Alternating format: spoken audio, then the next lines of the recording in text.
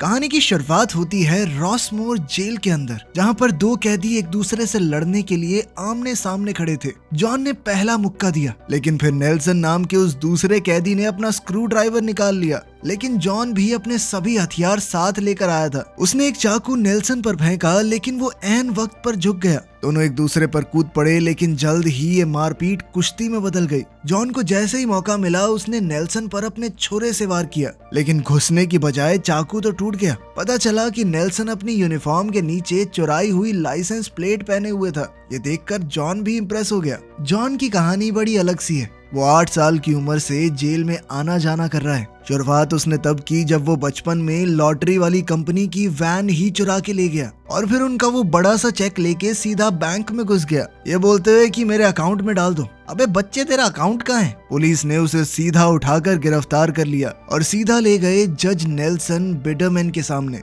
जज ने उसे 7 साल की सजा तो सुनाई ही, साथ ही बेइज्जती भी की। जॉन ये सब कुछ सुन रहा था, बस कुछ बोला नहीं, लेकिन उसकी आंखों में गुस्सा साफ था। जज ने फैसला सुना दिया और यहीं से उसका जेल में आना जाना शुरू हो गया। कुछ साल बाद जब वो जेल से छूटा तो उसने 2 पुलिस वालों को बंदूक की नोक पर लूटने की कोशिश की। साथ ही कहा कि मैं तुम्हें मार सकता हूँ, लेकिन आमने सामने खड़े होकर भी उसका निशाना चूक गया। फिर उसे दोबारा पकड़ के जज बिडरमैन के सामने ही खड़ा कर दिया गया। वही कोर्ट रूम, वही पुराना भाषण और फिर से वही जेल। अब 24 साल की उम्र में वो दोबारा बाहर आया, लेकिन फिर से 6 महीने के अंदर अंदर दोबारा से गाड़ी चुराने के चक्कर में अंदर। इस बार जज ने कहा कि तुझे जब चोरी करनी आती नहीं, क्राइम होता नहीं है तेरे से, तू पकड़ा जाता है तो करता क्यों है? पागल है क्या तू? जॉन को सिर्फ सजा नहीं चुभती थी, जज हर बार उसे ताना जरूर मारता था कि तू बेवकूफ है एक नंबर का। लेकिन इस बार बाहर आकर उसने सोचा कि जज से बदला लेके बाहर जाऊंगा, इसकी गेम बैठाऊंगा मैं। उसने कोर्ट हाउस में फोन किया ताकि वो जज से बात कर सके, लेकिन रिसेप्शनिस्ट ने बताया कि जज बिडरमैन तो अब रहे ही नहीं।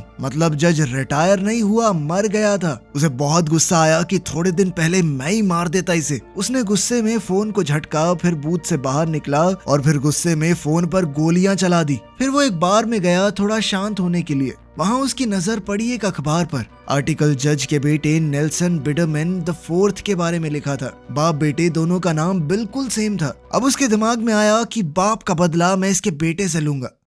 अगली सुबह वो बिडरमैन फाउंडेशन के एक इवेंट में गया जो जज की याद में रखा गया था। जब जज का बेटा नेल्सन स्टेज पे चढ़कर अपने पिता के बारे में बढ़िया बढ़िया बातें बोल रहा था तो जॉन चुपके से उसकी गाड़ी में घुस गया, उसका अस्थमा वाला पंप खाली कर दिया और उसकी ड्रिंक में थूक दिया। स्पीच खत्म होने के बाद नेल्सन अपनी गाड़ी में बैठा और ऑफिस के लिए निकल पड़ा, जहाँ कुछ जरूरी लोग उसका इंतजार कर रहे थे। उसने जैसे ही अपनी ड्रिंक को पिया तो कुछ अलग सा स्वाद आया। टेस्ट थोड़ा अजीब सा लगा तो वो सोच में पड़ गया कि कुछ मिलाया है क्या इसमें। उधर जॉन भी साथ साथ गाड़ी चला के उसका पीछा कर रहा था। तभी अचानक नेल्सन को अपने अस्थमा पंप की जरूरत महसूस हुई। उसने अपना इनहेलर निकाला जो कि बिल्कुल खाली था, क्योंकि जॉन ने पहले ही वो खाली कर दिया था। पंप को खाली देखकर नेल्सन बहुत डर गया। उसकी सांस फूलने लगी, उसे अस्थमा अटैक पड़ गया। अब वो बहुत बुरी तरह हांफते हुए जल्दी से एक दवाइयों की दुकान में गया। उसका गला पूरी तरह चोक हो रहा था, वो कुछ बोल भी नहीं पा रहा था। वो जल्दी से काउंटर पर पंप ढूंढने लगा।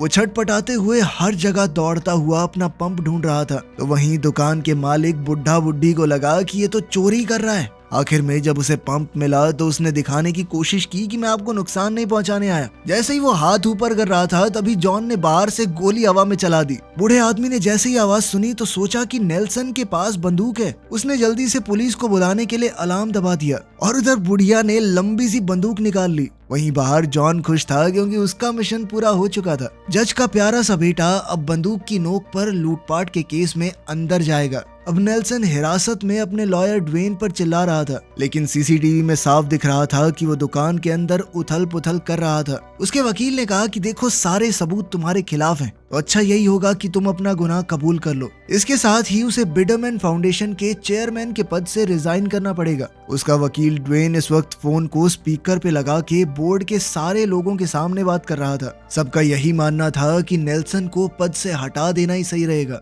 खैर जब ड्वेन को जज के सामने ले जाया गया तो उसने उससे बातचीत करने की कोशिश की। उसने कहा कि देखिए मैं आपके बहुत काम आ सकता हूँ। आप मेरे पापा को तो जानती होंगी, बहुत पैसा है हमारे पास, आपको जितना भी चाहिए। लेकिन जज एवा को ये सब बिल्कुल पसंद नहीं आया। उन्होंने कहा कि बैठ जाओ और सबकी तरह इंतजार करो। जब तुम्हारी बारी आएगी तब बात करेंगे। जल्द ही मुकदमा शुरू हुआ और जूरी में एकदम अजीबोगरीब से लोग बैठे थे। जैसे ही उन्होंने सीसीटीवी की फुटेज देखी तो मन बना लिया कि हाँ, ये आदमी लुटेरा है। नेल्सन का वकील ड्वेन भी एक नंबर का फिसड्डी आदमी है। उसने बहुत ही बेकार डिफेंस करते हुए जूरी को एक कहानी सुनाई कि देखो, जुरासिक पार्क देख के हमें लगता है डायनासोर असली हैं, लेकिन असली तो नहीं है ना। ऐसे ये सीसीटीवी फुटेज असली लग रही है, पर किसको पता है हो कि ना हो, कैमरे पे कुछ भी होता है। ये अच्छा आदमी है, ये छोड़ दो इसे। लेकिन इस सब के बाद भी जूरी में बैठे सभी लोगों को नेल्सन ही अपराधी लगा, जिसके बाद जज एवा ने उसे 5 साल की सजा सुनाई। और इस पल में जॉन ने पहली बार नेल्सन को उसी रास्ते पर चलते हुए देखा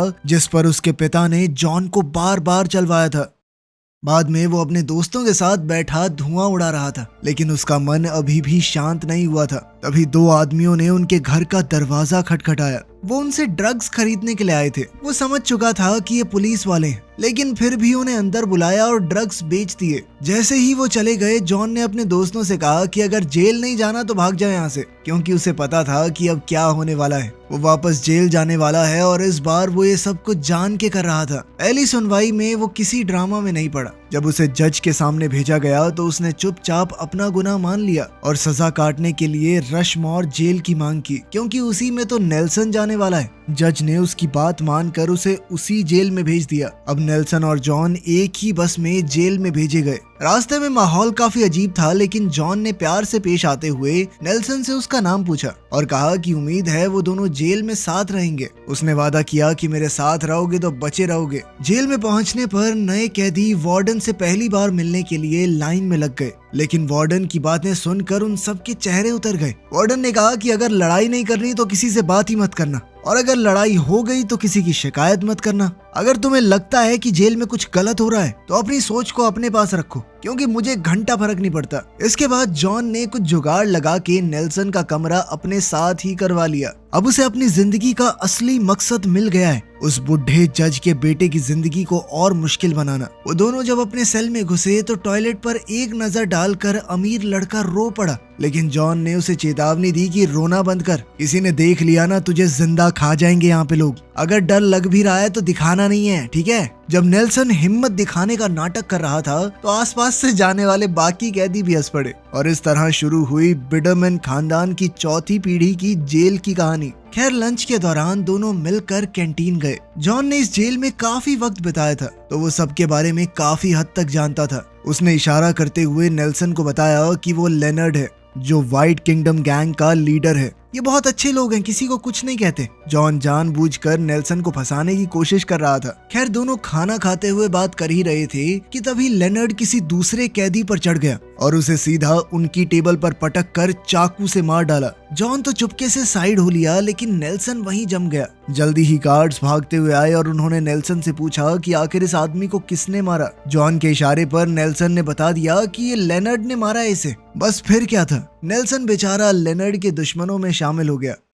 वापस सेल में आकर जॉन ने उसे डांटा कि तूने अपना मुंह क्यों खोला बेकार में। इस पर नेल्सन ने कहा, तूने ही तो बोला था। अरे नहीं, मैं तो कुछ और इशारा कर रहा था यार, गलत ले गया तू। कुछ देर बाद बाथरूम में जब सब नहा रहे थे तो बैरी नेल्सन के पास आया। वो एक हट्टा कट्टा काला बालों से भरा इंसान था। उसकी नजर नेल्सन के ऊपर थी, लेकिन जॉन ने आगे बढ़ते हुए सबको धमकी दी, ये मेरा है, ठीक है। लेकिन फिर बैरी कहने लगा कि हम कैसे मान लें। अपनी बात साबित करने के लिए उसने बिडरमैन के पिछवाड़े पे जबरदस्त चांटा दिया, मेरी प्रॉपर्टी है, दूर रहने का इससे, ठीक है। बाद में ड्वेन जेल में नेल्सन से मिलने आया। नेल्सन ने कहा कि मुझे जल्द से जल्द बाहर निकालो, मैं प्रॉपर्टी बन रहा हूँ लोगों की यहाँ पे। लेकिन अब ड्वेन कहने लगा कि अब तो बिडरमैन फाउंडेशन का कंट्रोल तुम्हारे हाथ में ही नहीं है। केस लड़ने के पैसे कहाँ हैं बाबू आपके पास। उसका लॉयर भी उसे चिढ़ा रहा था। वहीं जॉन हर दिन इस बात का ध्यान रखता कि नेल्सन की जेल की जिंदगी एक सरदर्द हो। हर दिन उसके पड़ोस वाले सेल में रहने वाला आदमी उसे मुक्का मार देता। हर एक मुक्के के बदले में एक सिगरेट का पैकेट जो मिलता था जॉन से। उसके खाने में आलतू फालतू चीजें मिलती। एक दिन बाथरूम में बैठा नेल्सन किसी अप्सरा की तरह अपने नाखून काट रहा था। तभी बैरी वहां आया और नेल्सन को देखकर कहने लगा कि यही अपराध मैं बार बार करता हूँ, आदमी हूँ, आदमी से प्यार करता हूँ। उसके प्यार की शिद्दत देखकर जॉन भी मान गया, लेकिन इसके बदले में उसने बहुत सारी सिगरेट और थोड़ा माल भी मांग लिया। जेल के हिसाब से उसने नेल्सन का काफी महंगा दाम लगाया था, लेकिन बैरी इसके लिए मान गया। इसके बाद जॉन ने गार्ड के साथ सेटिंग कर ली कि किसी भी बहाने से मुझे कमरे से ले जाइए, और जैसे ही सेल का दरवाजा खुला नेल्सन घबरा गया, लेकिन बैरी ने कहा कि रिलैक्स कर ब्रो, इतना क्या घबरा रहा है, कुछ नहीं होगा। लेकिन फिर कुछ ही सेकंडों में बैरी के आदमियों ने उसे उठा लिया। उसके सर पे पेपर बैग डाल के वो लोग उसे बैरी के कमरे में ले गए। बैरी ने उसे शराब पिलाते हुए उसका स्वागत किया। बैरी उसे देखते ही कहने लगा, पेट तो पूरा बाहर आ गया तेरा है। वो नेल्सन के साथ एक नई नवेली दुल्हन की तरह पेश आ रहा था कि इतना मत मचलो जाना, आ जाओ मेरे पास। बेचारा नेल्सन डर के मारे कांप रहा था, लेकिन उसके पास कोई चारा भी नहीं था। बैरी ने कहा कि मैं सच में तुमसे प्यार करता हूँ और आज के लिए तुझे ऐसे ही छोड़ रहा हूँ मेरी जान, लेकिन एक बात याद रखना, मैं जब जो चाहूंगा करूंगा और मना मत करना मुझे। इसके बाद समय ऐसे ही बीतता रहा और नेल्सन ने डायरी लिखने की आदत बना ली। आज वो जमीन पर बैठे हुए लोहे की सलाखों से कमर लगाए अपनी डायरी में कुछ लिख रहा था। तभी लेनर्ड के आदमियों में से एक आया और उसकी डायरी के ऊपर ही मूत दिया। वो बस वार्निंग देने आया था कि लेनर्ड जल्दी ही सॉलिटरी कन्फाइनमेंट से बाहर आने वाला है और फिर जो तेरे साथ होगा तेरी रूह कांप जाएगी। फिर जॉन ने उसे समझाया कि लेनर्ड एकदम से नहीं मारेगा तुझे, वो बार बार तुझे पीटेगा, धीरे धीरे दर्द देगा और हो सकता है कई महीनों बाद एक दिन मार ही दे अगर उसका मूड हुआ तो। कैफेटेरिया में हालात और बिगड़ गए। जॉन ने बताया कि मुझे सुनने में आया तुझे मारने का टाइम हो चुका है फिक्स। इस पर नेल्सन ने फैसला किया कि मैं एक बार जाके बात करके देखता हूँ। जॉन को पता था कि ये बहुत बड़ी गलती है, फिर भी उसने कहा हाँ जरूर, बात से तो सब कुछ सही हो ही सकता है। अब नेल्सन लेनर्ड की गैंग के टेबल पर गया और दिल से स्पीच देनी शुरू की कि भैया अगर एक इंसान से गलती हो जाए तो माफ करने वाला तो बड़ा होता है ना, अब बड़े तो आप ही हो। लेकिन इतना सुनते ही लेनर्ड ने उसकी एक टांग में कांटा गाड़ दिया। फिर जैसे ही नेल्सन चिल्लाया तो उसकी दूसरी टांग में भी गाड़ दिया और कहा कि हाँ अब ये ठीक है, बराबर हो गया। अब नेल्सन बेचारा झुककर रो रहा था। इसके बाद लेनर्ड बोला कि हिम्मत तो है लड़के तेरे में, तेरे अलावा एक ही आदमी मेरे सामने ऐसे खड़ा हुआ था, मेरा खुद का बाप, लेकिन पता है उसे ही जान से मार के यहाँ पे आया हूँ मैं। नेल्सन बेवकूफ होने के बावजूद समझ गया कि अब उसका समय पास आ गया है। बेचारा लंगड़ाते हुए अपनी टेबल तक वापस आया और अपने दोस्त जॉन को बताया कि मेरी मौत थोड़े दिनों के लिए तो टल गई है। रात को उनके सेल में जॉन ने उसे बताया कि तेरे पास 2-4 ही ऑप्शन है, पहला तुझे पसंद नहीं आएगा, दूसरा है तू उससे अकेले में लड़, तीसरा है कि वो धीरे धीरे तुझे खुद ही मार देगा, तो इंतजार कर बस। जब उसे कोई भी ऑप्शन अच्छा नहीं लगा तो जॉन ने उसे चौथा ऑप्शन बताया कि कुछ कांड करके सॉलिटरी कन्फाइनमेंट में चला जा, वहाँ तुझे वो मार ही नहीं सकते। ये सुनकर नेल्सन ने कहा कि वो तो ठीक है पर ये मिलेगी कैसे, लेकिन उसके कुछ पूछने से पहले ही जॉन ने अपनी बॉल गार्ड की तरफ फेंकी और फिर वो नेल्सन के पीछे छुप गया। जैसे ही गार्ड आया जॉन ने पीछे से गार्ड के मुंह पे मुक्का मार दिया। ऐसा लगा मानो ये मुक्का नेल्सन ने मारा है और गार्ड्स ने उसे उठाकर सबसे दूर सॉलिटरी कन्फाइनमेंट में डाल दिया। 2 दिनों अंधेरे डब्बे में ना रोशनी ना वक्त का पता, सिर्फ अपनी सोच के साथ धीरे धीरे वो पागल सा हो रहा था। जब गार्ड्स नेल्सन को वापस उसके सेल में लेकर आए तो वो पूरी तरह हिल चुका था। फिर वो जेल में ही मौजूद एक पुराने डीलर के पास गया। उसने कहा कि भाई मैं थक चुका हूँ इस जिंदगी से, मुझे अपने सारे दुख दूर करने हैं। और वो डीलर पता नहीं क्या फूंक के बैठा था। उसे लगा कि नेल्सन जिंदगी से ही छुटकारा चाहता है। उसने नेल्सन को कुछ नशीला देने की बजाय जहरीला दे दिया। नेल्सन ने भी ज्यादा सवाल नहीं किया और आराम से दवाई लेके आ गया। वहाँ उनके सेल में जॉन ने देखा कि लेनर्ड का पूरा क्रू उनकी तरफ ही आ रहा है। बिना कुछ कहे वो चुपचाप निकल गया। कुछ ही सेकंड में गैंग अंदर आ गई। लीडर ने बाकी सबसे कहा कि तुम लोग बाहर रुको, इसका काम मैं अकेले निपटाता हूँ। उसने हमला कर दिया लेकिन नेल्सन ने भी हार नहीं मानी। उसने कुछ मुक्के ब्लॉक किए, एक आधा मारा भी। फिर वो ऊपर के बंक में चढ़ गया और वहां से 2-4 बढ़िया लात मारी। अब लेनर्ड की नाक से खून निकल रहा था। तभी अचानक ऊपर से एक सिरिंज नीचे गिर गया। ये उसी जहर से भरा हुआ था जो नेल्सन लेकर आया था। लेनर्ड उसे देखकर रुक गया और पूछने लगा कि ये है क्या। इस पर नेल्सन ने कहा कि ये ऐसी चीज है सारी टेंशन खत्म कर देगी, मजा आ जाएगा, ऐसा ही बताया था मुझे तो। ये सुनकर तो लेनर्ड ने वो सिरिंज अपने ही लगा लिया और किस्मत से अब नेल्सन की प्रॉब्लम खुद ब खुद सॉल्व हो गई। सेल के बाहर जो शोर हो रहा था वो एकदम से शांत हो गया।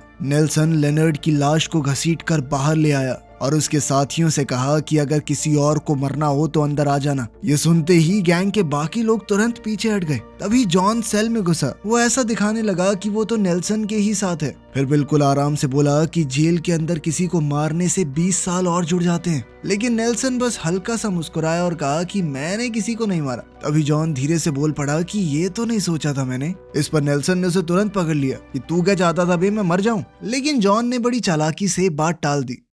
कैंटीन में अब जब नेल्सन की एंट्री हुई जॉन के साथ तो पूरा हॉल खामोश हो गया। तभी व्हाइट किंगडम गैंग का एक लड़का पीछे से आया। जॉन तुरंत पलटा, उसके हाथ में कांटा तैयार था। वो सोच रहा था कि लड़ाई होने वाली है, लेकिन वो लड़ने नहीं दोस्ती का हाथ बढ़ाने आया था। उसने कहा कि लेनर्ड वैसे भी हमें परेशान ही करता था, तो तुमने तो हमें आजाद करवाया है। अब सभी लोग नेल्सन को इज्जत से देखने लगे थे क्योंकि उसने जेल के सबसे खतरनाक कैदी को मार दिया था। अब जॉन ने अंदर ही अंदर सोचा कि इसकी लड़ाई तो करवानी पड़ेगी किसी से, वरना लोग इसे बहुत तगड़ा समझ लेंगे। उसने एक दूसरे कैदी से कहा कि खड़ा हो बे, बॉस को बैठना है। वो एक बार को तो नहीं उठा, लेकिन फिर नेल्सन ने गालियां दी और कहा खड़ा हो बे, बस अपनी पावर दिखाने के लिए। जिसके बाद वो कैदी चुपचाप वहां से निकल गया। लेकिन इससे जॉन समझ गया कि उसका पूरा खेल उल्टा पड़ चुका है। थोड़ी देर बाद नेल्सन बाथरूम गया और फिर से बैरी से टकराया, जो कहने लगा कि याद है ना हम दोनों ने क्या बात की थी। जब बैरी अपने रोमांटिक स्टाइल में उसके पास आया तो नेल्सन ने उसे जोर से धक्का दिया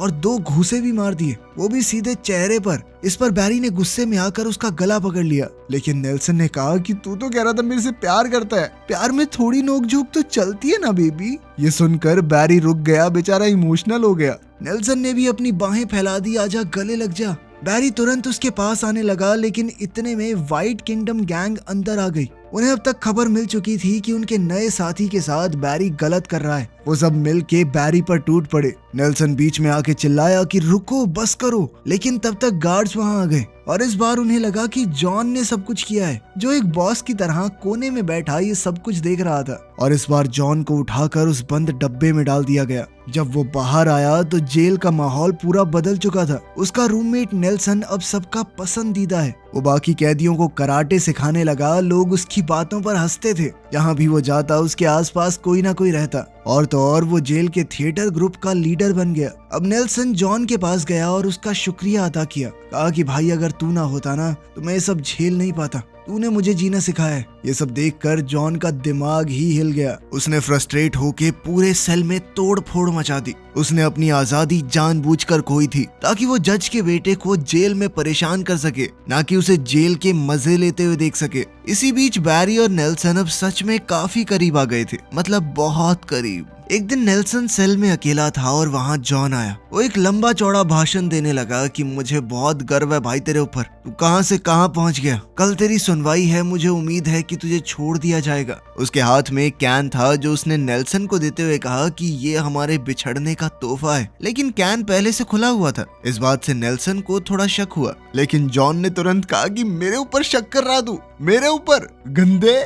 शक दूर करने के लिए उसने पहली सिप खुद ले ली और फिर बेचारा बन के कहने लगा कि भाई बहुत हर्ट हुआ हूं मैं। ये सुनकर नेल्सन पिघल गया और उसने पूरा कैन एक ही बारी में पी लिया, जो कि उसकी बहुत बड़ी गलती थी। उस ड्रिंक के अंदर कुछ तो मिलाया हुआ था। कुछ ही मिनटों में नेल्सन बेहोश हो गया। तब तक जॉन शांत रहा और खुद उल्टी करके दवाई बाहर निकाल दी। फिर उसने जल्दी से अपने प्लान को आगे बढ़ाया।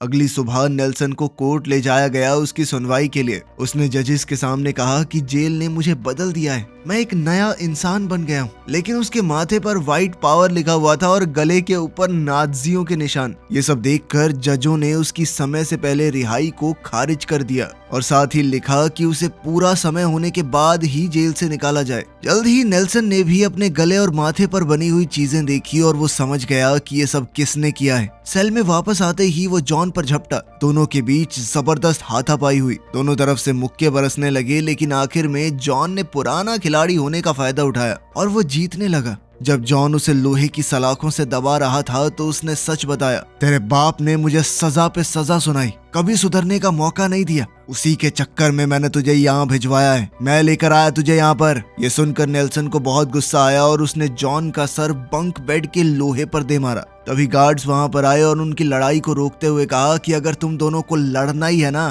तो ढंग से लड़ो। बाहर मैदान में उनकी एक लड़ाई तय की गई जिसके कोई रूल नहीं होंगे। जब तक उनमें से एक मर नहीं जाता लड़ाई खत्म नहीं होगी। तब से उन पर 24 घंटे नजर रखी जाने लगी ताकि लड़ाई से पहले ही वो एक दूसरे को मार न दें। सारे गार्ड्स, कैदी सभी ने सट्टा लगाना शुरू कर दिया कि कौन जीतेगा। पैसे दांव पर लग चुके थे। वार्डन ने भी इस पर पैसा लगाया था। फिर एक दिन विजिटिंग आवर्स के दौरान नेल्सन से मिलने के लिए कोई आया। वो था बैरी। अब वो जेल से छूट चुका था लेकिन अपने प्यार नेल्सन के बिना जिंदगी नहीं गुजार पा रहा। वो कहने लगा कि सोच रहा हूँ कोई क्राइम करके वापस आ जाऊं। लेकिन नेल्सन ने कहा कि ऐसा कुछ मत करना, इस दुनिया में तुम ही मेरा परिवार हो। इस पर बैरी ने कहा कि मैं तेरे लिए कुछ भी करने को तैयार हूँ, एक बार बता बस। तभी अचानक से नेल्सन के दिमाग में एक आइडिया आया। शहर के दूसरे हिस्से में ड्वेन अपने ऑफिस में गोल्फ खेल रहा था। जैसे ही उसका फोन बजा तो नेल्सन ने कहा कि मुझे यहाँ से निकाल जल्दी।